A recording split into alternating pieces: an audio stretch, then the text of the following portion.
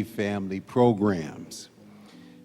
His bio information is on the program, and you can follow along or read in depth. I'm just going to kind of fill in the blanks for you. Casey Family Programs is one of the outstanding nonprofits, which is part of the groundbreaking union of nonprofits that we have here, holding operating offices in the Community Resource Collaborative and the Martin Luther King Senior Collaborative.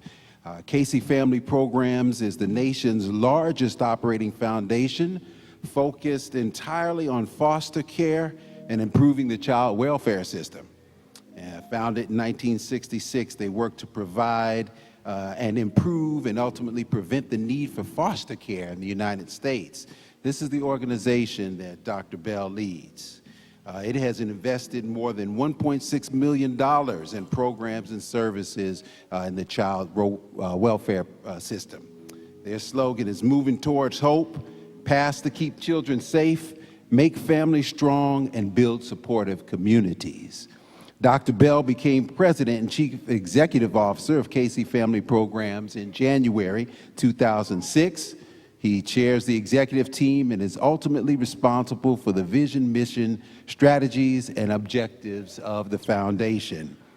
Dr. Bell has more than 30 years of experience in the human services field, and prior to becoming president and CEO of Casey Family Programs, he served as the foundation's executive vice president for Child and Family Services, providing strategic direction to 9 field offices and leading a staff working directly with young people from the public child welfare system.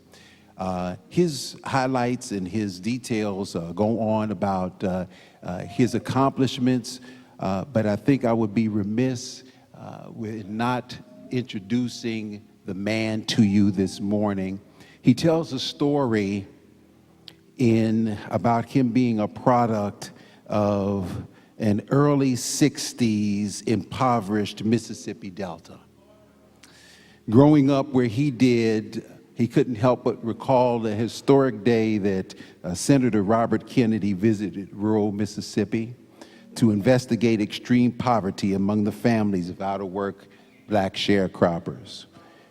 He was confronted with the realities of impoverished children and those without hope in the community. This was formative for him as an 8-year-old boy living in a town just 8 miles away from this. He has a motto, he has a saying that grew out of this experience: we must change the child welfare system into a child well-being system that builds hope. Yes, yes.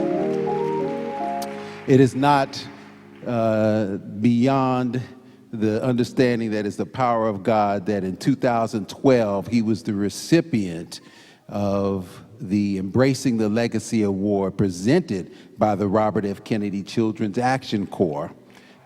The award honors individuals and organizations working in Senator Kennedy's spirit of hope to eliminate societal injustices and inequalities that affect children and families. And the last thing I might say, that as he is a friend of the ministry, is also a friend of the pastor. He considers himself a preacher of sorts himself, and he is a preacher. Pastor said he is a preacher. And he quotes Reverend Warnock a lot and talks about him being inspired by Reverend Warnock's get up, get dressed, and get ready message in his relationship.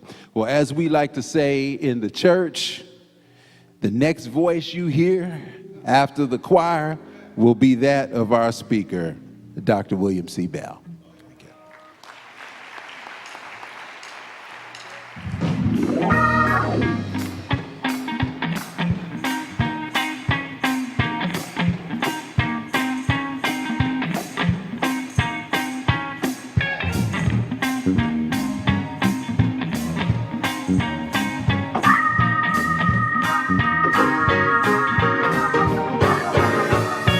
God is, hey,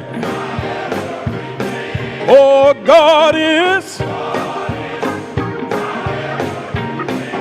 He's my God is my everything. He's not my something. He's not my sometime. He is my everything. He is my everything. He's my all in all.